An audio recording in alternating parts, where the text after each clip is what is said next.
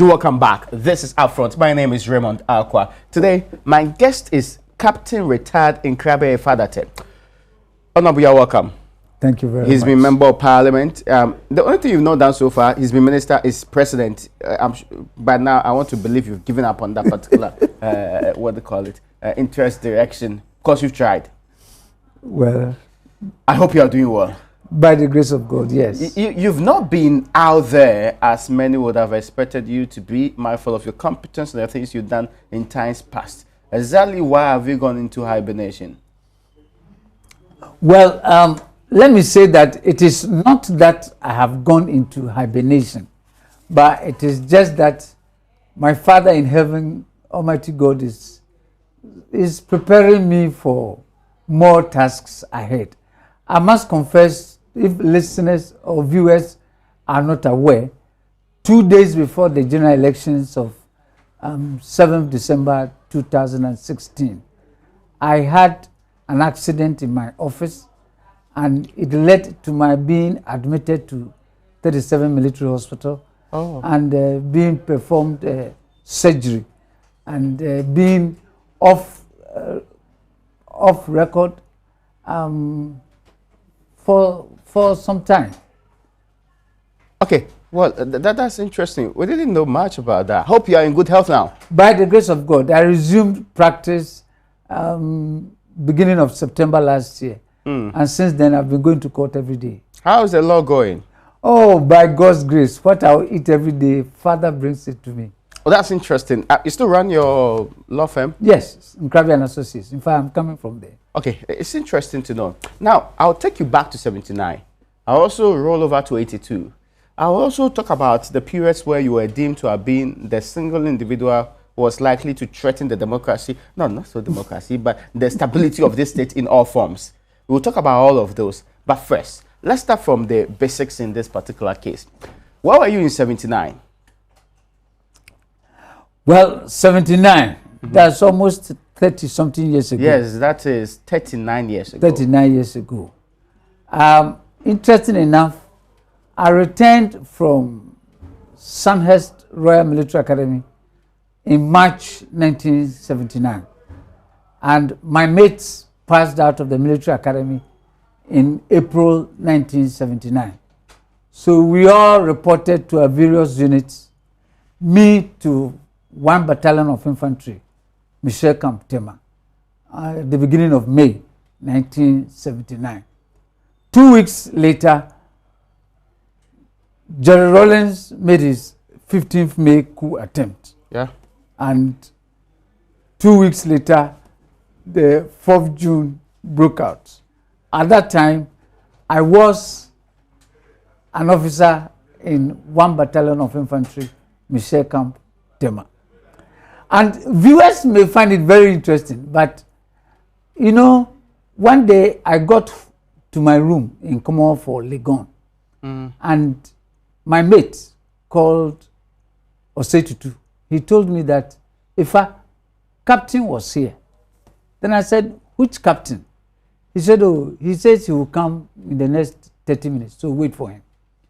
So I waited, and in walked Captain Bwachijan. And he told me he was an older Chimotan. He is from Brungahafu. And he had been to see the dean of the law faculty. And he wanted a student who he could do law with.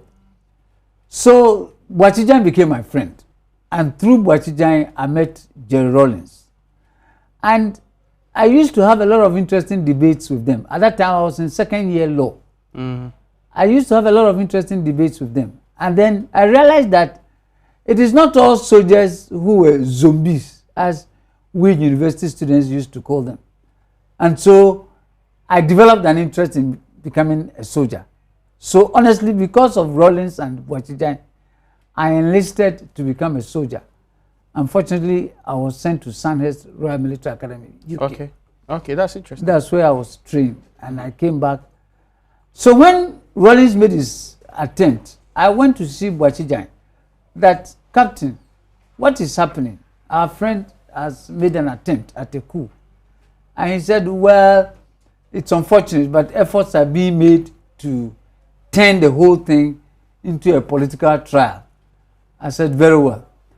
And then, interesting enough, as God will have it, not the Attorney General, but the Director of Public Prosecutions, Mr. G.E.K. Akins, in his attempt to defend the system, rather prosecuted the system. Because he told the tribunal, the General Court Martial that was trying Jerry Rawlings, he told them that Rawlings wanted to stop the mockery and the rape of the economy by foreigners in the country. I remember I read a front page story quoted by Daily Graphic, and the idea that went through the minds of most Ghanaians was that why didn't Rawlings succeed in this coup attempt? May 15th. Yes. And so I was not surprised at all when 4th June broke out. And 4th June was a result of attempts by the other ranks, the junior ranks, to save their colleagues from the death penalty, which was most certain to have been imposed by the tribunal. So that is what happened. It's interesting to know, I mean, but you are very close to Jerry Rawlings then. I was very close to him. You were part of the planning of the 15th May? No. You didn't know anything about it? I didn't know anything about it. But would that not contradict a claim that you are very close to a man who plans a coup d'etat without your involvement? Well, you see, now I can say that you can describe somebody as a friend, but there are several levels of friendship. You can be my friend in the office. You can be my friend when it comes to running after women. You can be my friend at going to stadium together. You can be my friend only in the courtroom. There are several levels of friendship. And so, yes, Rawlings was my friend. I knew him since 1978. Since 1975, when I was in second year at Legon. I met Rawlings when I was in second year at Legon.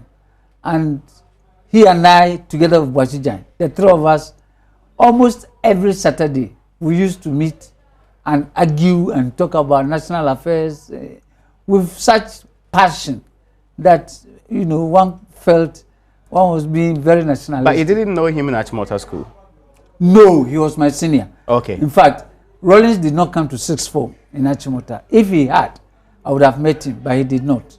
Okay. So when I went to Form 1, Rawlings' mates were in upper six. Okay, that's interesting to note because there's a claim that you had always wanted to, overthrow government. You made it boldly, clearly, even in Achimota School, that given the opportunity, you would run the country down with military action. Is this true?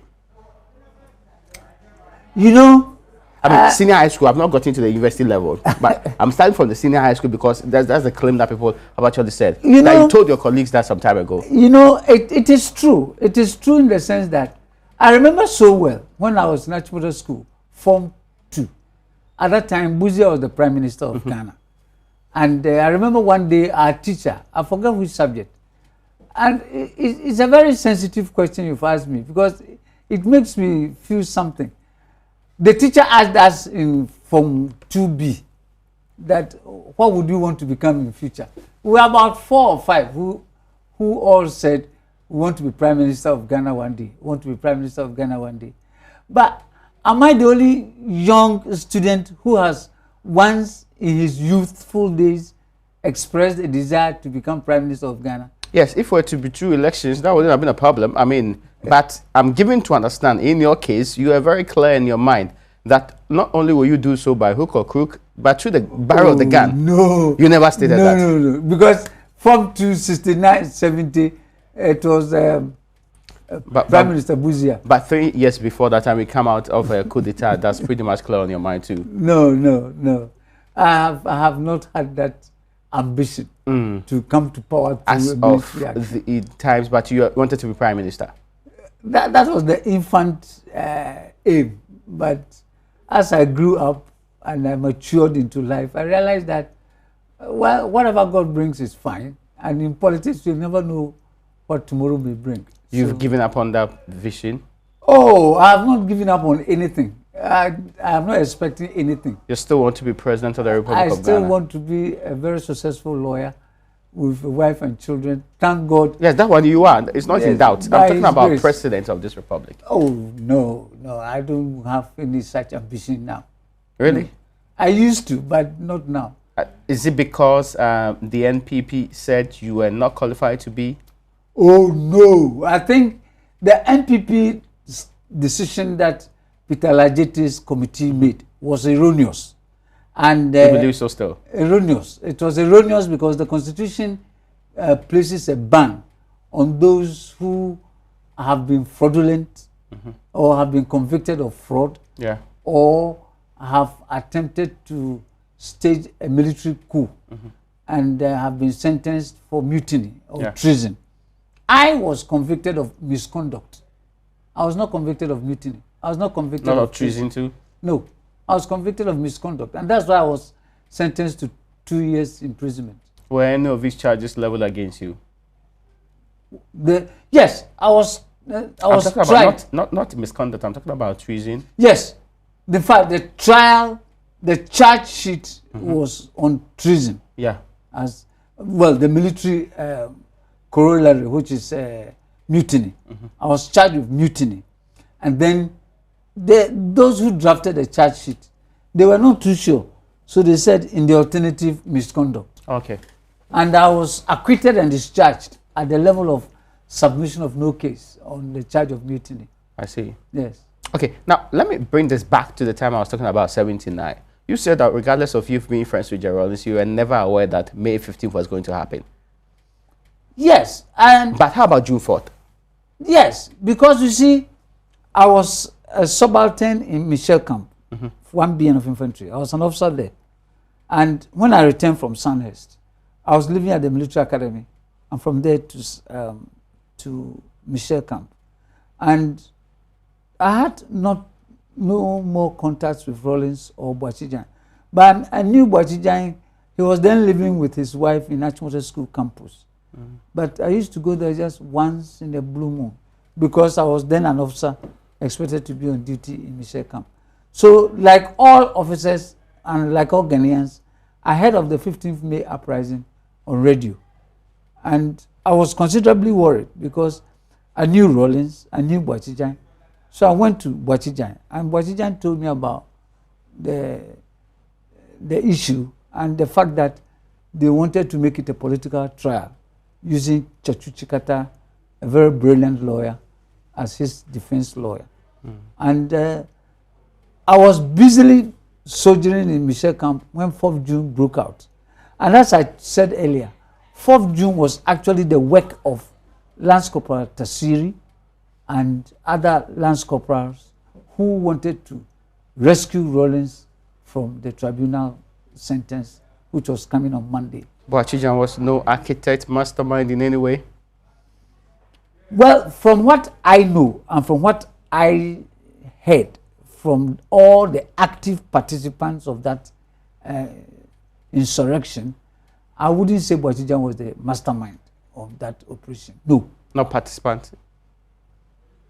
Participant. Because he became the spokesperson of the Well, he became the spokesman Yeah. of AFRC because he was a very close personal friend of Jerry Rawlings. I see. He was. And I may be wrong, but I hear he was the best man at Rawlings' wedding. Both of them were in Achimota School. Okay. Together with Nana Kunadu.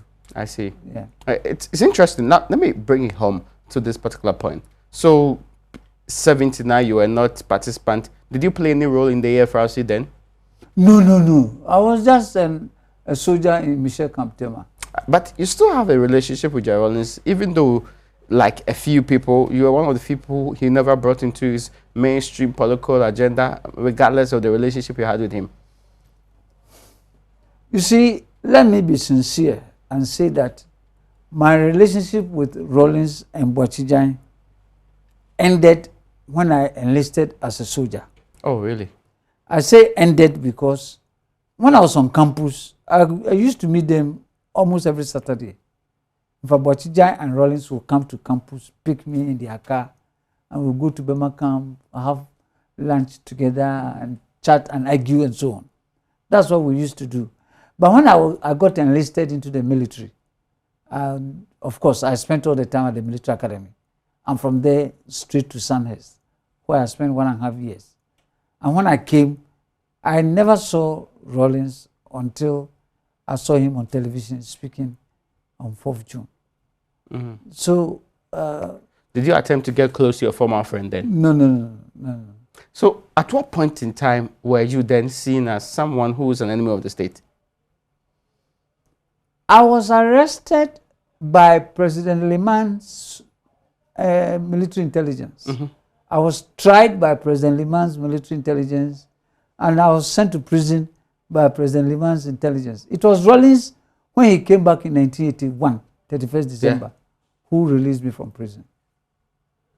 Why did they arrest you? Well, as I said, I was tried on a charge of misconduct.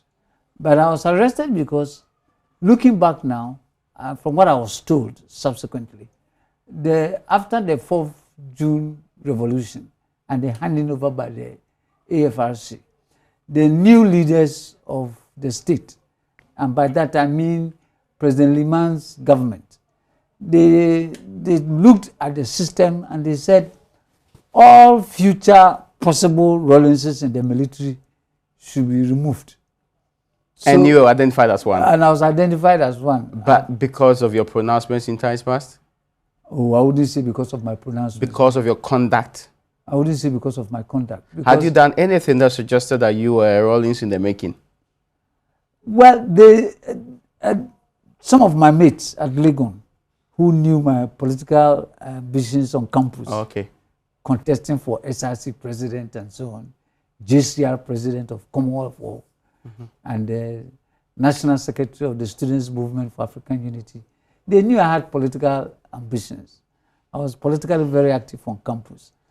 And the military intelligence also knew my relationship with Rawlings and Boachijan prior to my becoming a soldier. And taking the fact that I was also a law graduate, they did not understand why I was in the army. So they thought the best thing to do is to cut short my military career. Okay. And that is why I was arrested. And when I was arrested, in fact, I remember the very first day that I was arrested, that was on 5th February 1980, 5th February 1980. When I was arrested and they took me to military intelligence, they told me, Ifa, we have been following you, so tell us what we have been doing, confirm what we know. And I realized they knew nothing because I was not doing anything. The only thing I was doing was going from 5BN to Ghana Law School to attend lectures as a law student. And anybody who was following me could not find anything. I was not planning a coup with anybody. I was not holding meetings with anybody. I was not having a cache of arms and ammunition on me. Yeah, sure. Oh, that is why I was acquitted and discharged at the level of submission of no case on the charge of mutiny.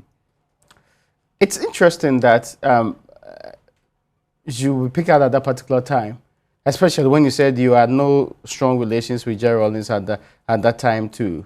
Now, there's been a lot of talk about the almost 28 months or so of Liman's stay in office. Many said the security institutions were pretty much paranoid because of what has happened before, and it's as if it expected something like 31st December to happen. Was this inevitable? Let me be sincere and say that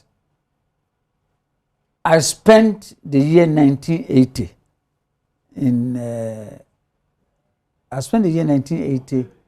in Lebanon as a soldier. Okay. When I came back, I was picked up on 5th February 1981. I spent the whole of 81 in prison. So I didn't know much about the doings of the Liman government. I see.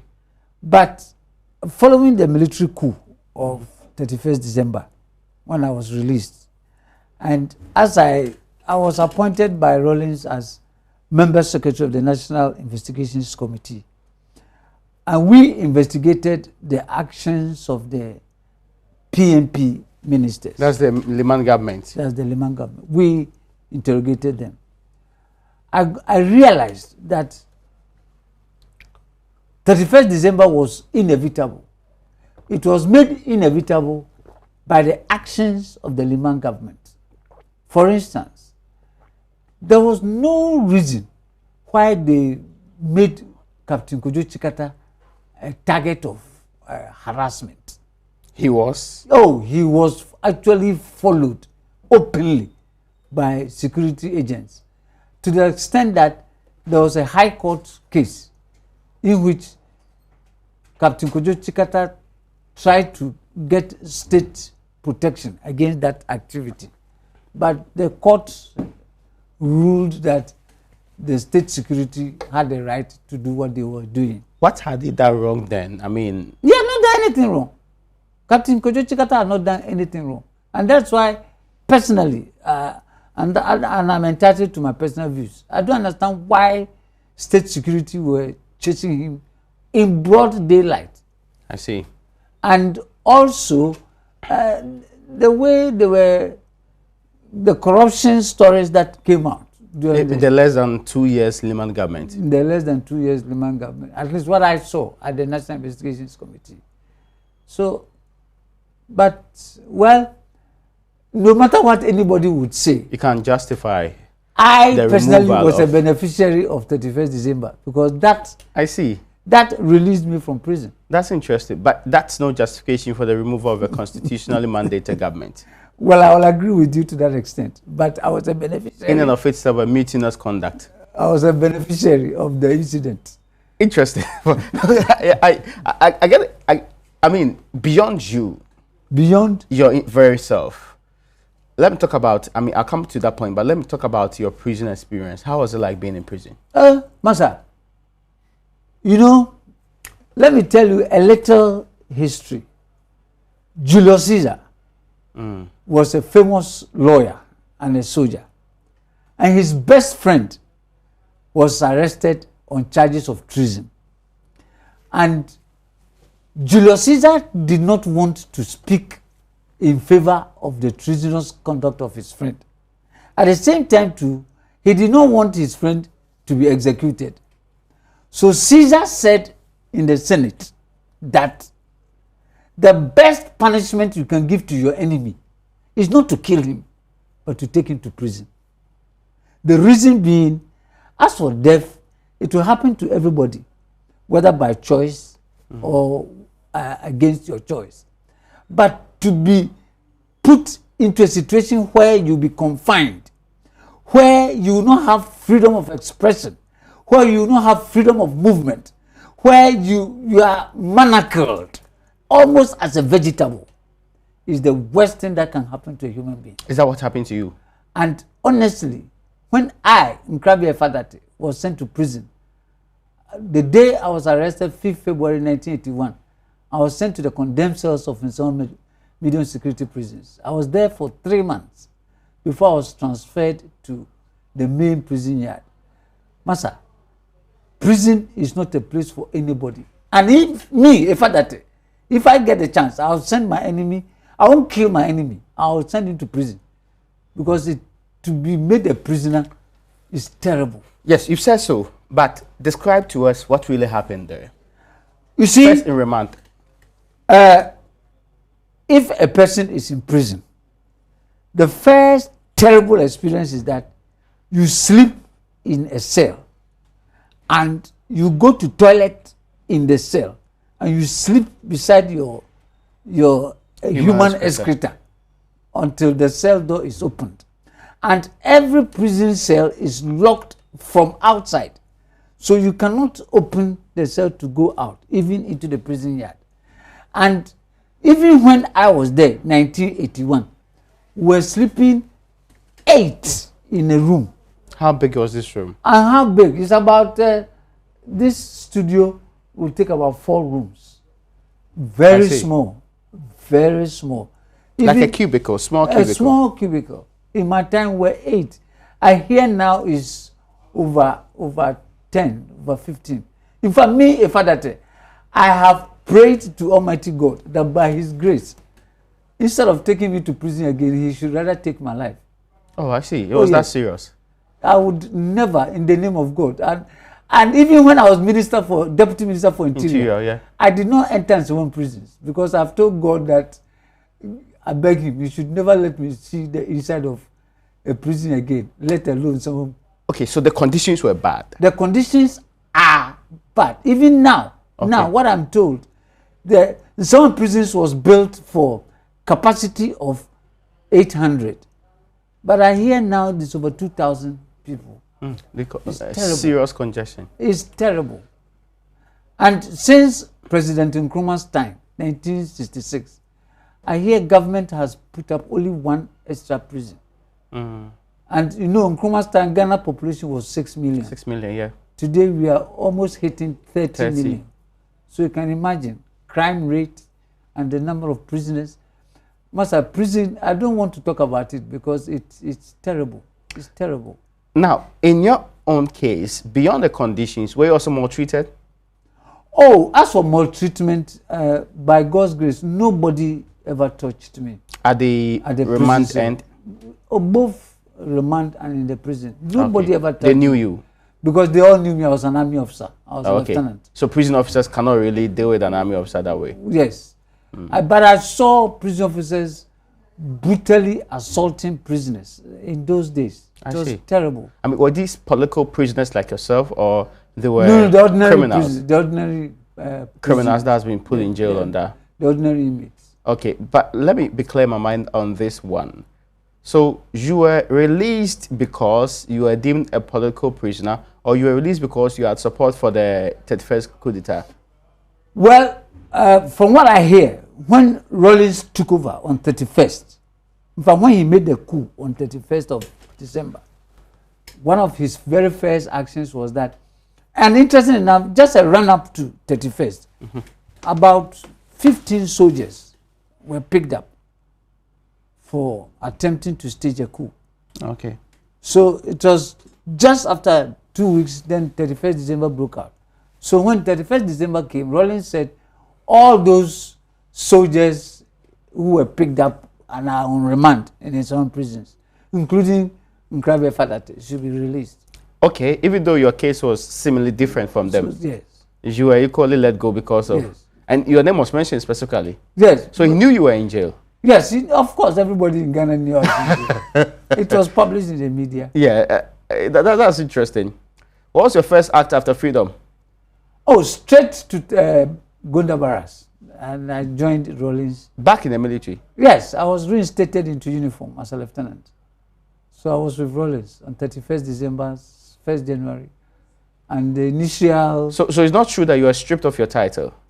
Oh, no. Stripped? Yes. No. As in the grouping that found you, guilty of misconduct, we understand that they stripped you of your title? Yes. The group, the tribunal that convicted me of misconduct, they sentenced me to dismissal of disgrace from the armed forces and prison for 23 months. That was the sentence. So I was in prison. Out of the sentence, I served 11 months. And Rawlings released me and reinstated me into uniform. To join the PNDC? To join the headquarters of the PNDC. We'll come back to talk about that after this break. My guest today is Captain Retired Nkrabea Efadate, politician, military man, former alleged coup plotter, and a man who was supposed to have misconducted himself in the Army of the Republic of Ghana, wanted to become president. And his appreciation of what happened in 79, 81, and also the years after that, after this break. But we'll come back after a few minutes. I want to talk about your time in the PNDC. People have complained about. Come back to our front. My name is Raymond Akwa. My guest today is Captain Retired Nkrabea Efadate, man of many parts, former military man. interest in history in the military, had interest in becoming president. Now he's given up small. If it looks like the interest is leaving that particular zone, even though he's had it right from his senior high school days. And well, he's a man who's also been minister, deputy minister in this republic, a fine lawyer by all standards and qualifications. Captain, you're welcome. Thank you. We left off when you left prison and joined the PNDC. It was a natural progression for you because they freed you, right? Yes. And, I mean, your conscience did not tell you that you shouldn't join a government, military of one that has removed a constitutionally mandated government, regardless of how you were treated by it. Well, don't forget, I was a young boy at that time. I was 26 years old. I see. That's pretty young. I was in uniform. I was an infantry officer. And in those days, I had a career ambition to rise to become a major general. And I wanted to do the best I could for my nation. And I was playing the game as the rules were permitting. So I served the PNDC. Rawlings called me and told me to go and set up a committee to interrogate the PNP ministers and recommend those who should be tried and those who should be freed. Were you the best person to do that? Was I? Were you the best person to do that? Well, you surely had vendetta. I mean, clearly, you had vengeance to pursue in this case. I wouldn't say so. I wouldn't say so. I wouldn't say I had vengeance to pursue, because if I had vengeance to pursue against who? Maybe the Minister of Interior, and that was Professor W.C. Eko Daniels, who was my lecturer at Legon and Dean of the Law Faculty when I was there. And I was one of his best students, and he used to relate with me. I organized the first All-Africa Law Students Conference with him directly. So I did not have vengeance against anybody. But I guess Rawlings gave me that appointment because he knew I had a legal background. I see. And at the same time, he knew me as a friend. So you recommended people for prosecution? Yes, I did. Because you perceived they were corrupt? Yes, I did. And this corruption was because there was no proper investigation, that you predetermined in your mind that they were corrupt? No. We gave them at the NIC, National Investigations Committee. So you asked them to come and prove they are not corrupt? No, that is not the inquisitorial fashion. I see. That's what I wanted to know. No, that was not it. We would bring the ministers, PNP ministers, we would bring them to the committee.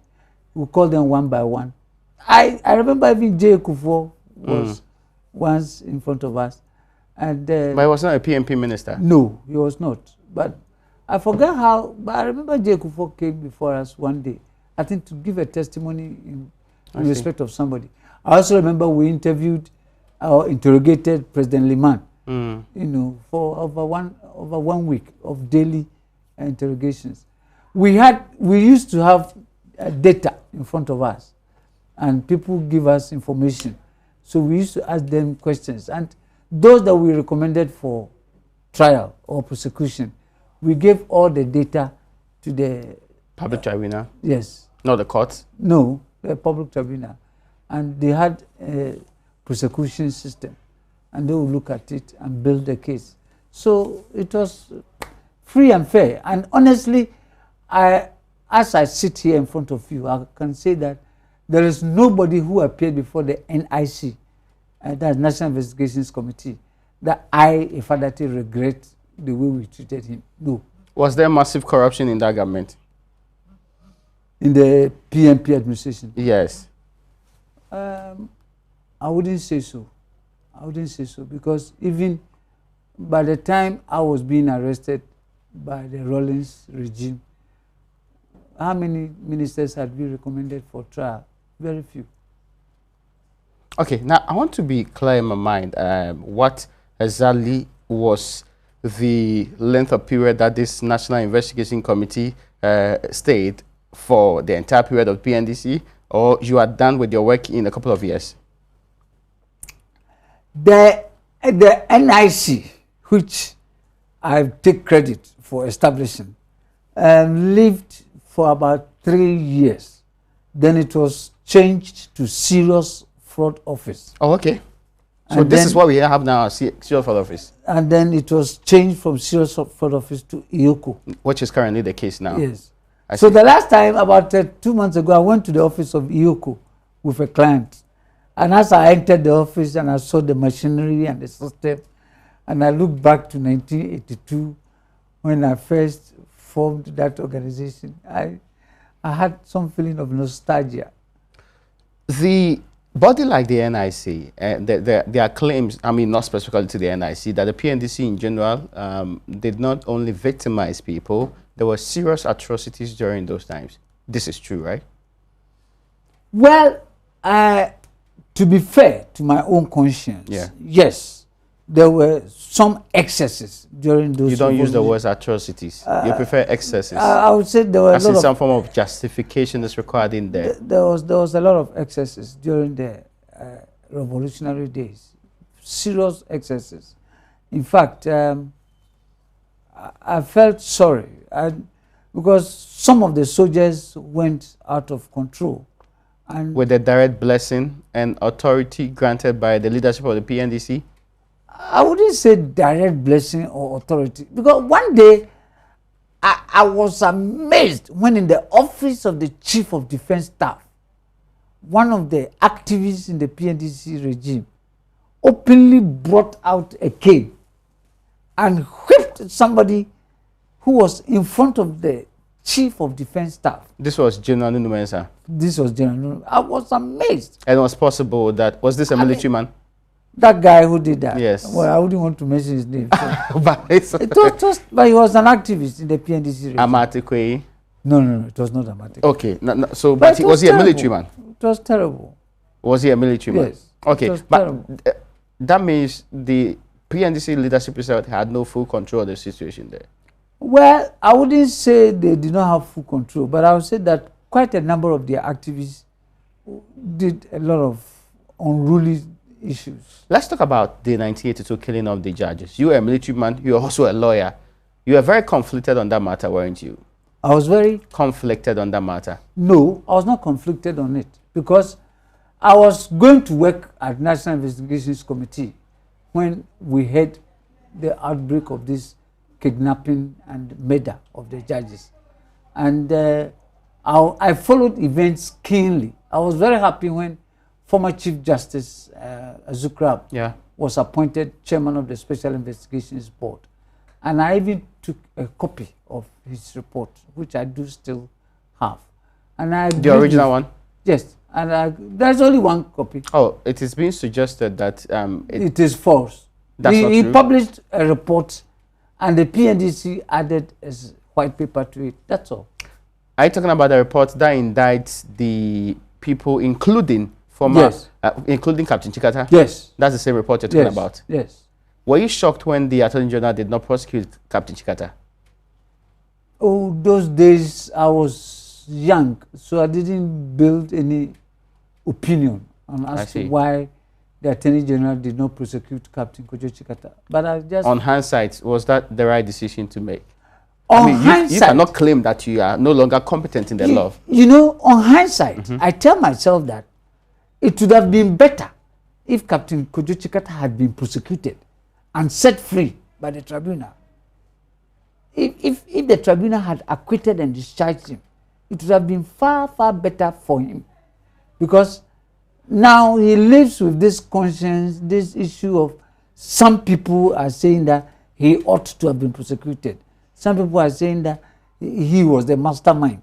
And some people are saying that the white paper was not appropriate. And, you know, but I think if I were to have been his lawyer in those days and given the influence that I may have wielded as his lawyer, I would have recommended that, look, Master, submit yourself, go through the mill, let you be prosecuted, and then be acquitted and discharged. Then you come back with a clean conscience and for posterity. Did you think also that, to be fair, the leadership of the PNDC were behind this particular killing of the judges? I have looked at the facts. The SIB's report, in Yes. part, also had reference, even Amatikwe and others saying that they felt they were embarking on a sanctioned activity, which had the blessing of the leadership of the PNDC then? Well, you see, when you say leadership of the PNDC, Yeah. and here I'm choosing my words very advisedly. Leadership of PNDC can only mean the chairman. Yeah. And his special advisor. Yeah. And his special advisor was Captain Chikata. Yeah. I have my personal doubts as to whether Rawlings knew anything about this kidnapping and murder of the judges. Honestly. The report says he did. Oh. The report says that even if he did not know about the death, he probably knew about the kidnapping. I'm not sure. I'm not sure. I'm not sure because, and I'm saying I'm not sure because I remember in the early days around the kidnapping, Yeah.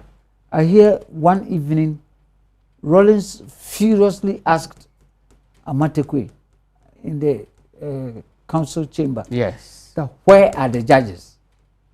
Where are the judges? Is that not inclination that he knew they had been kidnapped because he probably knew who kidnapped them? So to ask where they are to somebody who was a civilian member of the PNDC would suggest he knew that perhaps they should be somewhere that he will be aware of. Well, I don't. For me, I want posterity to know that I, Nkrabea Fadatey, I don't know much about Rawlings and the kidnapping of the murder. You did not participate in it. I mean, I get you saying that I was relevant to the man. He engaged me more often. He asked me to do specific responsibilities for him. But when it comes to certain very important decisions, I never knew anything about that. Are you talking about me and Rawlings? Yes, yeah. That's what I hear you say. Oh, but I just, if you have forgotten, I just said that my closeness to Rawlings ended when I entered the military. Yes, but he gave you a job to do at the NIC. Oh, but that was a one-stop job. He was chairman of PNDC, and it was in the early days of the revolution, about 2 weeks, less than 2 weeks. Oh, I see. So after that, you were not also in any way close to the leadership of the PNDC? No. When I came from prison, yeah, on Sunday, the first day of January 1982, yeah, I went straight to Gunda Barracks. I see. I was there.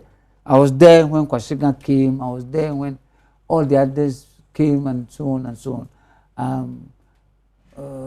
All those Akatapori and all of them, I was there when they came.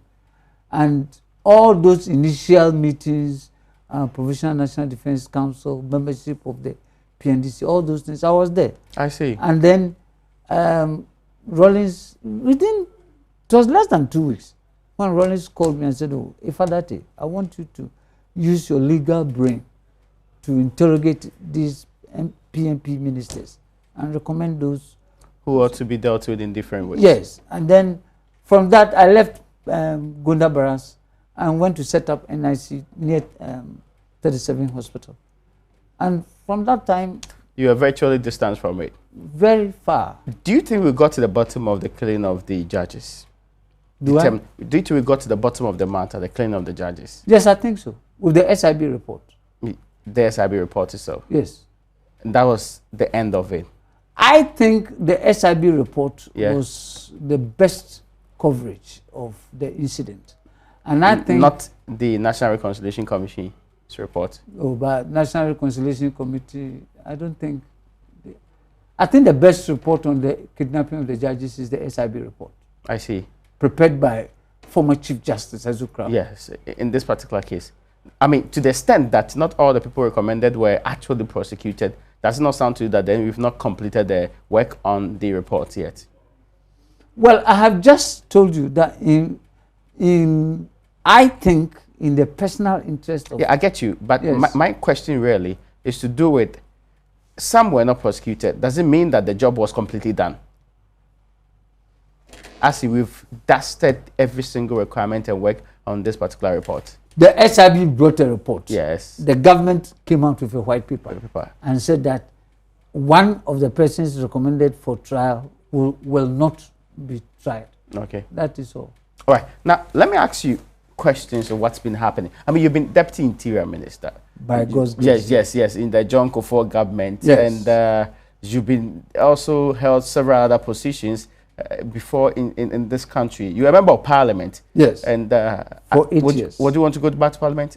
Well, I was saying 2 days ago on a radio station that the only reason why I may want to go back to parliament is the thrilling experience in talking on the floor of the House. That's all. That's all.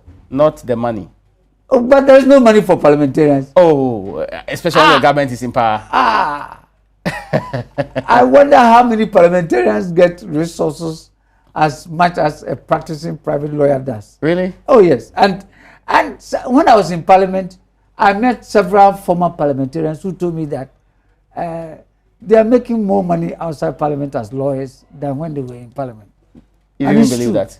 And I agree. Okay. But look, I said it, and I've said it several times. Before going to parliament in the year 2001, I was a private lawyer in Accra and head of my own law firm, Nkrabi and Associates. I had 7 cars and 3 houses which I was building. I entered parliament, and because of the pecuniary low revenue of a parliamentarian, I ended up selling all my cars, and none of my houses could be completed. The entire 8 years of the John Kufuor administration. Oh, MP, how much money do you get? It's interesting that you make this point, but I want us to look at this. There are 2 key things that are happening. Who do you think should replace Charlotte Asai as EC boss? Hey, thankfully, I'm not the president of Ghana. Yes. So that job is not for me to decide. No, I mean, there are names that are actually making rounds. Professor Henrietta Mensah Bonsu. Well, she's capable of doing it. Do you think she should be? I don't have a problem if she's appointed. How about H. Kwesi Prempeh of CDD now? I don't have a problem. It looks like you don't have a problem with any other appointment. I don't have a problem with any of them. How about Emmanuel Akwetu of IDEC? Do I know him? I'm not too sure. He has been the executive director of IDEC for some time. I don't know him too well. So. Okay, now let me ask you this related question. Do you think the removal of the EC boss was right? Very right. Really? Very right. Because some are in court challenging this decision. Oh, they say that on procurement charges, it's they will not end anywhere. Those in court on this matter, they will not end anywhere. How do you make this claim? It's only, I'm sorry to say, but they're only making their lawyers rich or have money to finance their personal What's bills. the basis of the claim you are making? Look, the Constitution says that before you can remove a Court of Appeal judge, a petition must be sent to the president. Yeah. And the president, as a post office, must send that petition to the Chief Justice. The Chief Justice is the sole authority to decide whether the petition, there is a prima facie case in it worthy of investigation. And that the Chief Justice is the sole body. It's not the Chief Justice Committee. In this case, some people sent a petition to the president. Yeah. The president, by constitutional requirement, sent it to the Chief Justice. The Chief Justice looked at the petition and decided that there was meat in the petition. So, according to the Constitution, she set up a committee. And the committee met on day-to-day basis in camera. And I happen to know one of the committee members who has told me personally that they did a serious job where lawyers did cross-examination, exhibits were tendered, and they did a thorough job. She was basically removed for breaching procurement procedures. Is that serious enough? I don't know why you are trying to make procurement procedures look as a minor issue. It is assuming that even that is the only reason why she was removed. I think if you are a leader, you are not supposed to commit an offense. A leader must be above board. I see. A man of trust must be above board. And you should not tell me that, oh, because the offense you have committed is a minor one, you should be excused. No. My time is running up. There's a question that you need to answer. Exactly what's your problem with investigative journalist Anas Aremi Anas? My problem with Anas is that his method of investigation is wrong. It is what is wrong with it? If you think, yeah, or if you have strong suspicion that me, if that I'm collecting bribe, you must take the trouble of investigating or trailing me so that you get actual evidence of me collecting bribe. But you don't come to my office with secret gadgets hidden on you and propose a bribery situation for me, and then when I take it or when I fall for it, then you film it and go and show it to the public. It happens elsewhere in the UK and other places. Where, say again? In the UK, for example, the security agencies specifically have tried to lure people with things, especially getting to know that they are corrupt, and prosecuted them several times. I see. I have never heard of any. Okay, now let me come to this particular claim. It was his evidence that was the basis for the current state of the GFA having to be almost dissolved by the procedure. Which is wrong. It's wrong? It's very wrong. How is it wrong? It is very wrong because government's quest to dissolve the GFA, you see, with the support of Ghanaians. The whole exercise of Anas attempting to lure people into bribery situation and filming it, leading to the downfall of GFA. Personally, I think it is very wrong. You are opposing the decision of this government to actually dissolve the GFA. That's what it sounds to me. I'm saying the methodology of Anas is very erroneous. And I believe strongly that you, who is doing this interview, who is the host of this program, I am very sure you will not be happy if any journalist under any name entered your office with hidden cameras to tempt you to see whether you take bribe. And then if you fall for it, to see your name being filmed at Orion Cinema for people to go and see. How? You say it is wrong, but the court seems to have given government go ahead to dissolve this particular GFA. The courts have given government go ahead. Yes. Well, if a judge has done that, I may not agree with the person, but I'm one person. But I think Anas is a misnomer. I think Anas should be bottled up. I think Anas is what Anas is doing is destroying a nation. Anti-corruption journalist. He's not an anti-corruption journalist. Did you watch Who Watches the Watchman? Did you watch it? Or you don't believe it? And imagine Anas at this time running to National Media Commission for soccer. Yes. For them to bail him out. What's wrong when with that? National Media Commission has made a law that journalists must not use secret gadgets to take evidence. And even when it becomes necessary to do so, they must not publicize the information they get. They must hand over the information to the police. Did Anas do that? Unfortunately, my time is running out. Oh, and I'm sorry. I wish. Okay, so I'm told that I can wrap up with you on this one. How do we deal with the problem that you have with Anas? How do we deal with it? I think that Anas should be unmasked. I think that if Anas thinks... You want to expose him? I'm not talking of exposure. Yeah. I'm saying that if Anas thinks that what he's doing is right, he must come out boldly and show his face to the general public that I am Anas and I am doing this investigation. Regardless of how difficult, how very serious the job he is doing and the risk involved. Oh, otherwise, what is the meaning of heroism? We can all hide. We can all easily hide and tell lies. Have you read this book written by K.B. Quanson? Bogus Informants. Yes, I've read that. Bogus Informants. I've read that. And Nation Records. Back to back. When I was at National Investigations Committee, I was amazed at the number of cases that came and they were all proven to be false. False accusations. Only yesterday was Tuesday, somebody rang me from Nsawam prisons and told me he has been in prison 3 years, 7 and 18-year jail sentence for defiling a girl, which he did not do.